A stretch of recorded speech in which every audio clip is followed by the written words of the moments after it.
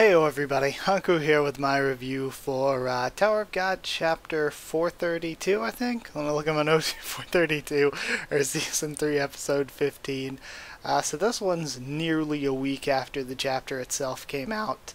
I've always said for the longest time that if I don't feel like doing a video, I'm not going to force it. I'm just going to wait until I am feeling like it. That way the video is natural and has my actual thoughts. So there's another thing too that I'll talk about. Like last week I had trouble getting motivation to do the review, and I was feeling that again this week. So towards the end of this video, because it's one of those things where you gotta remember I have been doing the live reaction. It's one thing, no matter how much you love something, to read it each week and be like, oh yeah, that's great. But you gotta remember that not only do I read it, but I'm also editing, rendering, and posting those reactions, then reading multiple times, taking notes, doing a review, talking to everybody in the comments. And while I do love doing all that, that's why the reviews aren't going to stop. I love talking to people in the comments. When I fall behind on that, it's generally more just an issue of I just don't have time for everything, and I'm trying to catch up whenever I do have time. But no matter how much you love something, you gotta think when you're doing all that every single week, sometimes you just get tired, and it's one of those things where I've had those moments with Boku no Hero Academia and with One Piece where like you get a couple weeks where you're like, oh, I'm just kind of tired of Boku no Hero Academia or One Piece, but then you just push through and eventually you get through it and you're back into it again. And that's not even to say I'm not into Tower of God right now. I totally am into Tower of God right now. Like I said, it's really, really fun to read week to week. It's just that, like, there's not too much to analyze or talk about discussion-wise right now. Like, my actual review notes are kind of short, so that's why I'm kind of like doing a combo video with this. Towards the end here, I'm going to talk about some of my criticisms and things I'm not really into with Tower of God right now, and some of the ways that I think it's maybe gone off tracks a bit. But don't worry, I always said that if I feel negative about a series, I'm just gonna drop it. I'm not gonna do videos on it anymore. So it's not gonna be all negative. It's all gonna be things that I think are pretty fair criticism, and I'm also gonna bring up positive things that I do like about the story right now, because there are definitely still those. But either way, let's get through the chapter first before I go into all of that. So first off, I think for some reason in my brain, Roland and Jerome are nothing alike, but I kept thinking this character was Jerome for the longest time, but I'm pretty sure their name's Roland. Either way, any good character design must die, as CU has shown us time and time again, so they just murder him off like it's nothing. Then the Blackfoot transformation we see from Gato, I think it doesn't look bad, but the problem I have with it is it's all kind of metal and mechanical there, especially in the third stage. And my big problem is that, at least earlier in the series, we had some sort of explanation of how the science-y side of Shinsu works. There should generally be, like, sometimes in a series, magic is magic, and you don't really get some in-depth explanation, but you at least have to have some grounding of how the science of whatever thing that exists in your fantasy universe works. But we have been given no explanation to how any of this transformation stuff actually works or why it's possible for the canine people. We just don't really know anything. So him getting robot legs, it doesn't necessarily look bad, but I'm not totally into it just because, like, I'm willing to go with no explanation for the more, like, beast-like parts. It's like, oh, they're beast people, so they just let out more of their beast-like nature or something. But for it to be like robotic and stuff, that's when it starts to be like, okay, now we definitely need some sort of explanation of it. We have Chang getting a report in saying, hey, Paul's in here, you're all free to go to do whatever you want now, let's meet back up.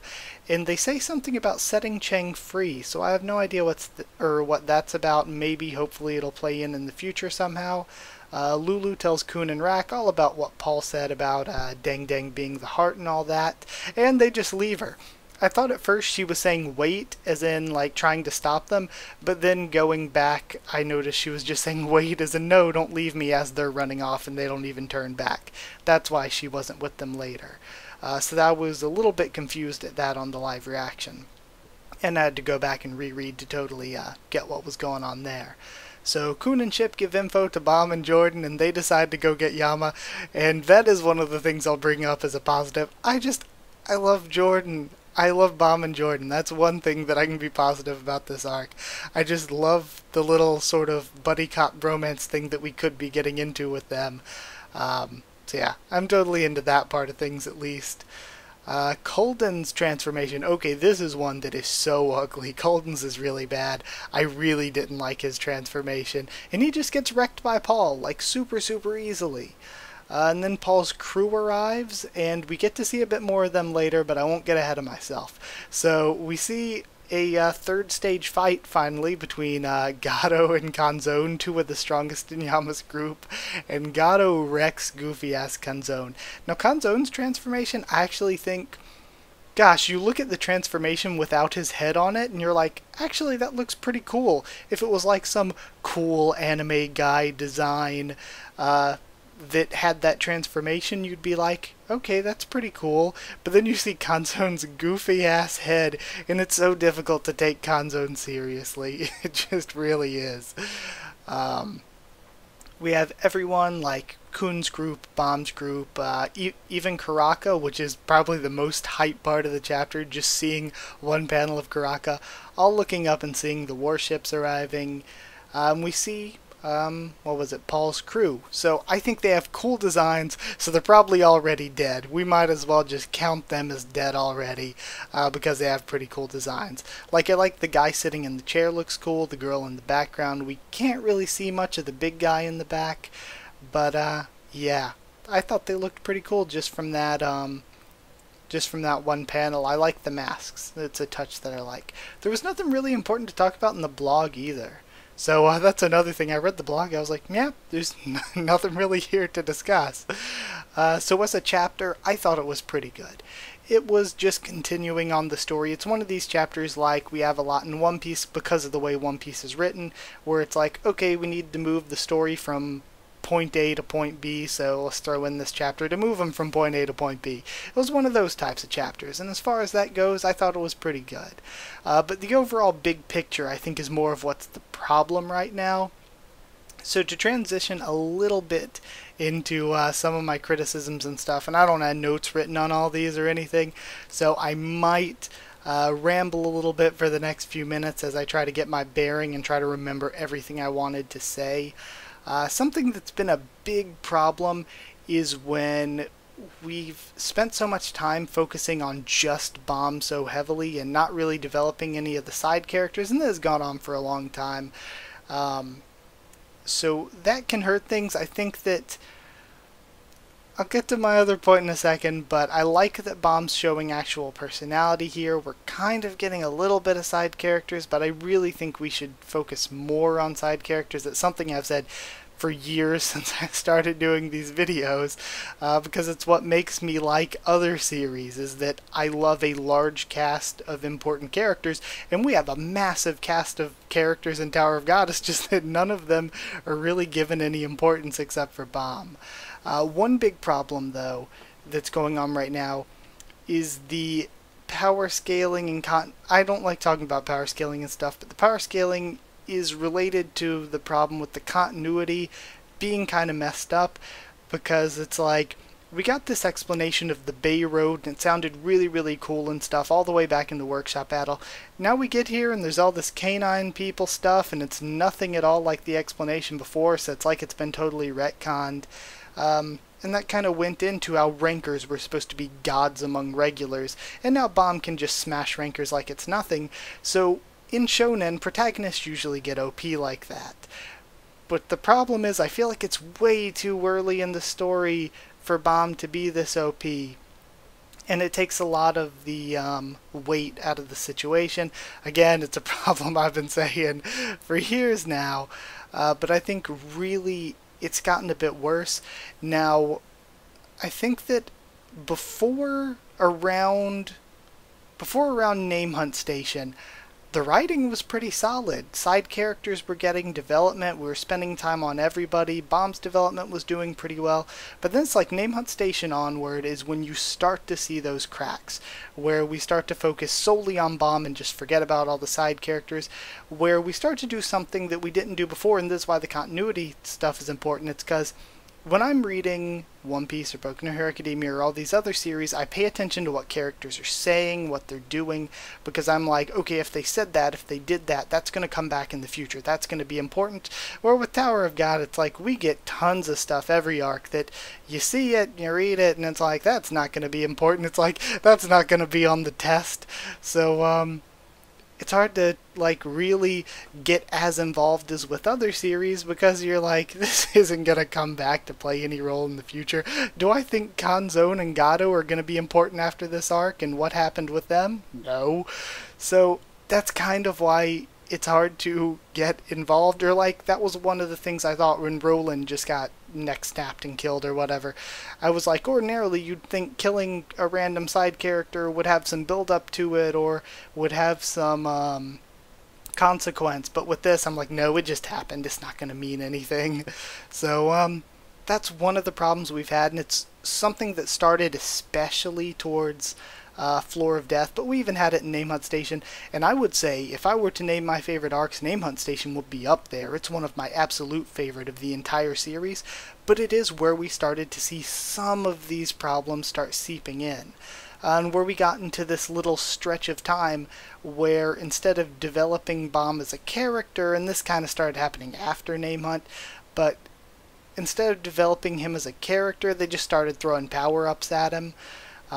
So that was a problem there, and I can't blame this fully on CU. Now, of course, he's the author, he's the one making the decisions. I can't blame it fully, because we always bring up, oh, Naver has him on such a terrible schedule, and that's true in the sense that he's mentioned stuff in blogs before that I thought were sketchy, where, oh yeah, Naver wants, or Naver or Webtoons or whatever, want me to keep pushing along with the main story, so I kind of have to cut some of these side stories short because people aren't going to be as interested in them, and the side stories are what make a series good, especially a long-running series like this.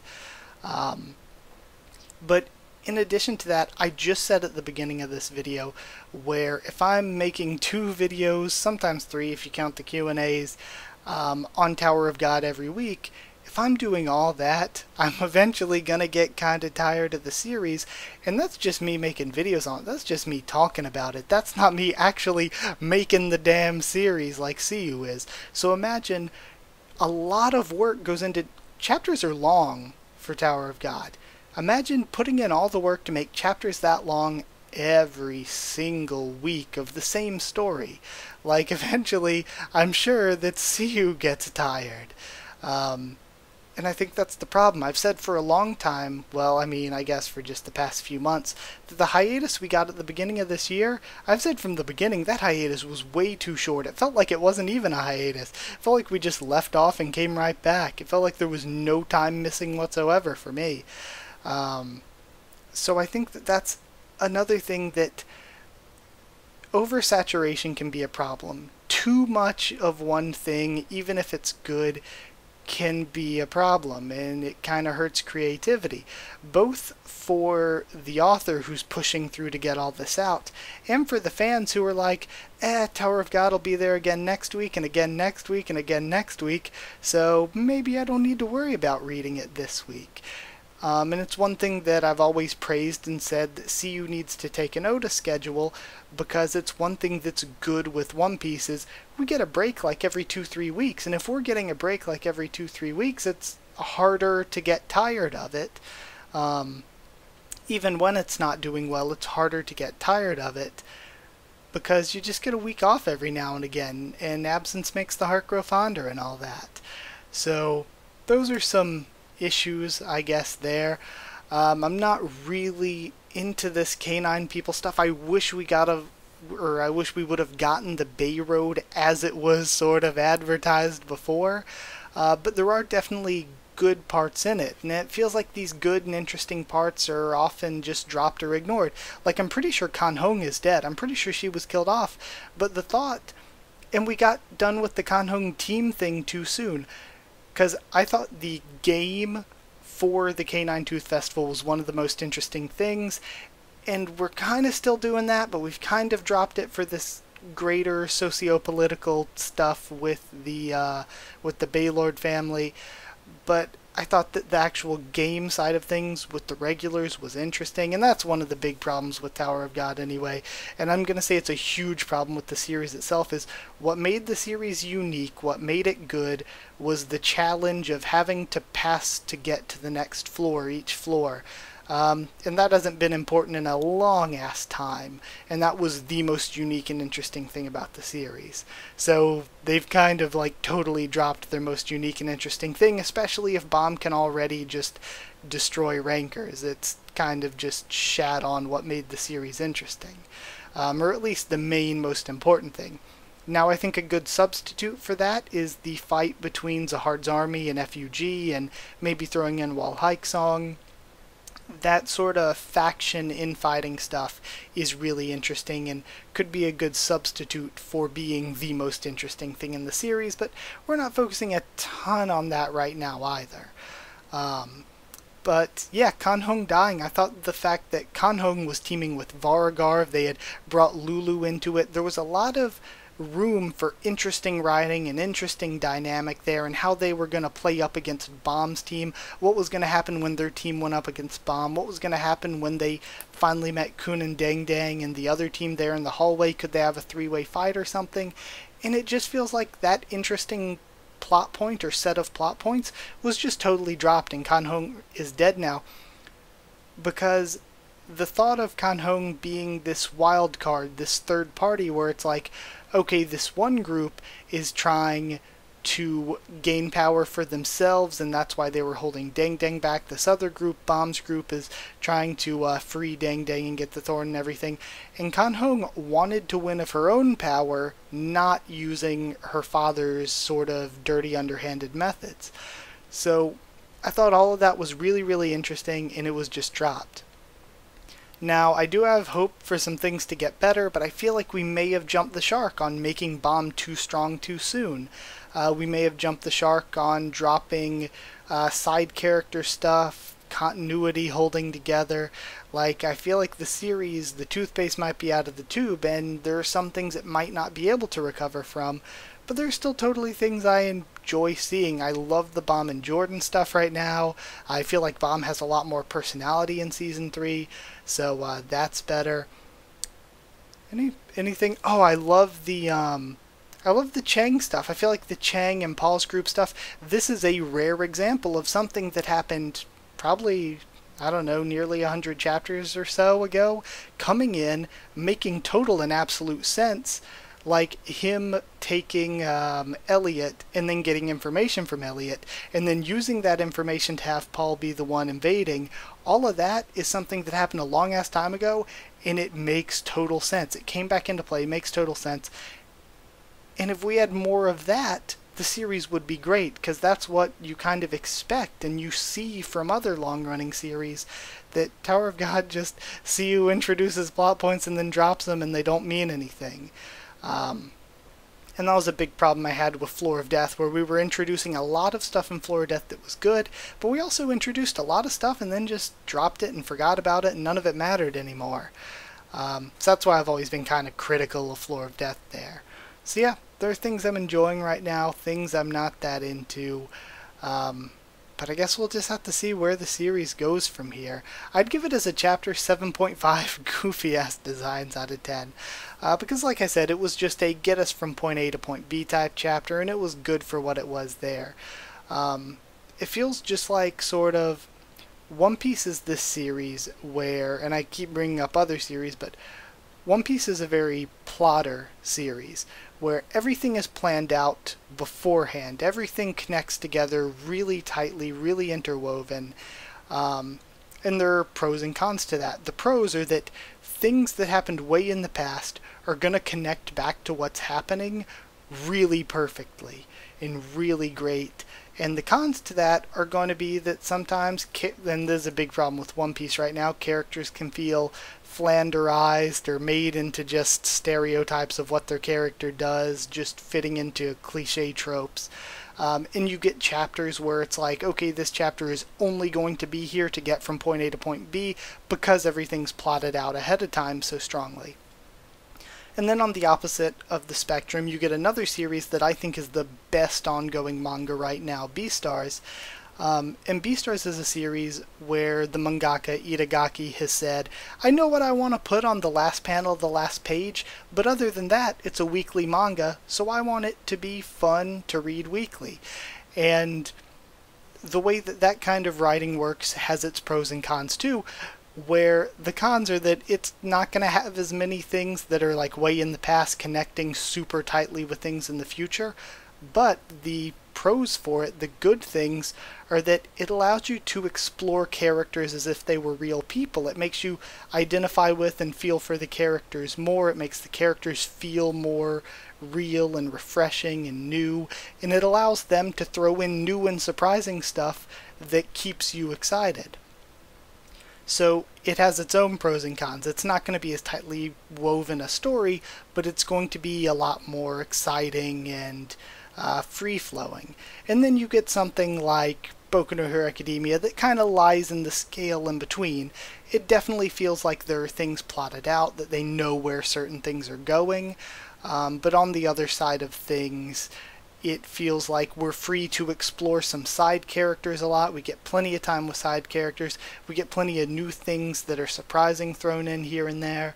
So it feels like it is sort of a balance in the middle, where it's not going to be as tightly woven a story as One Piece, but it's going to have a little bit more excitement to it, and it's maybe not going to be as exciting and fresh and new feeling as Beastars, but it's maybe going to have a bit more long-term cohesion with things in the past meaning stuff for things far in the future. Though Beastars has done a great job with that as well, with things all matching up really well. And I think Tower of God's struggling because Tower of God doesn't feel like either right now. It doesn't feel like we're free to explore side characters, like we're free to throw in new interesting stuff. It feels like we're stuck in like a forward line of, okay, I need to keep the main story moving because that's what Naver wants, but at the same time it doesn't feel as plotted out or structured as One Piece.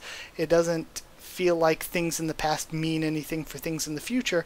So where Boku no Hero Academia is a good mixture of the two, and One Piece is great at one type of storytelling, Beastars is great at another type of storyline or storytelling, it feels like Tower of God's not doing well with either type of storytelling right now.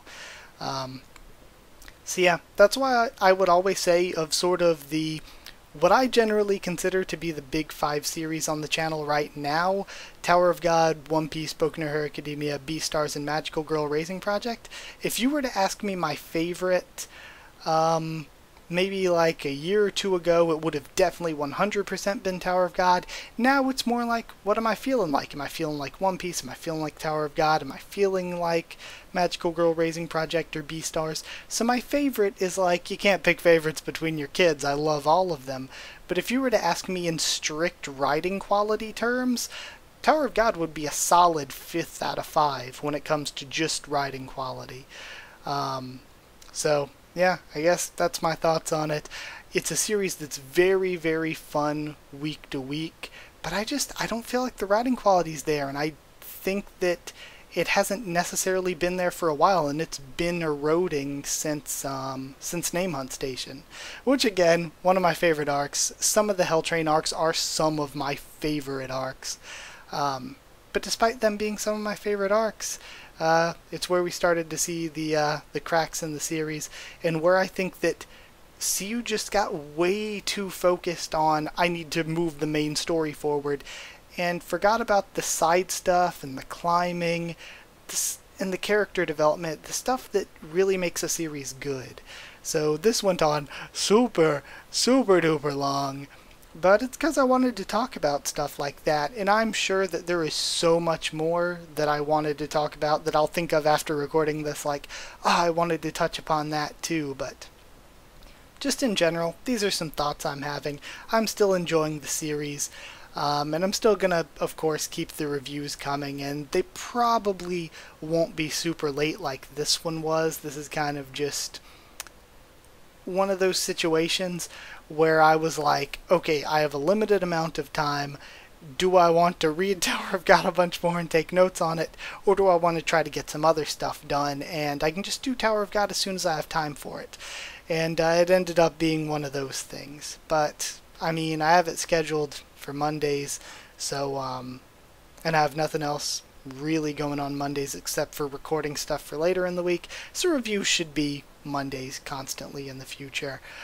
But I guess that's it. Like if you did like the video, comment down there. Tell me what you thought of this chapter, what you thought of my thoughts on it, what some of your general thoughts are too, because I've seen plenty of other people saying similar things. Plenty of people are kind of down on Tower of God right now. And I think, like, I'm not going to blow it all out of proportion, like, oh, it's terrible, the series is ruined. Like, there's definitely some negatives, there's definitely some things that I'm not sure if it can recover from, but I mean, it's not like the worst thing I've ever read. I have read much worse. So, yeah, even if there's some problems with it and some fair criticisms to, like, lodge toward it, I really don't think it's like the worst thing ever. But I've seen a lot of people being pretty negative about it, and a lot of their criticisms extremely well founded. Like Nighty Hemmings recently said that they just think they need a mini hiatus from it, and I totally get that, because again, making videos on something week to week gets difficult after a while, even if you do totally love it. And especially like after the hiatus earlier this year, I get that too, because I was like, oh man, I really needed a longer hiatus. So yeah, I totally get that feeling, because I feel sort of similar in a lot of ways. So yeah, and I wasn't bringing him up as somebody who's been super negative on it, because again, all of the things that I think he and others have said have all been very well founded. So yeah, that's where I'm standing right now, is that I still love the series, but I do think there are a lot of things to be critical of. Yeah, I said like, comment, subscribe, and all that, I think. So follow on Twitter if you want. I can try to keep you updated there and stuff for the channel or talk to you there. And if you want a link to our Discord server to talk to me or more of us there, then just ask and I can give you a link. That's it. Thank you once again for watching, and I'll see you all next time.